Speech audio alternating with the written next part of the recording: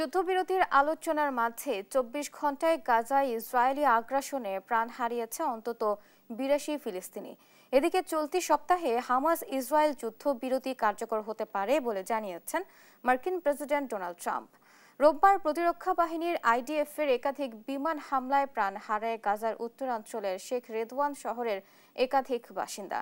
আবার রোববার গাজার খান ইউনুসে এলাকা খালি করতে সতর্কবার্তা জারি করেছে ইসরায়েলি প্রতিরক্ষা বাহিনী আইডিএফ।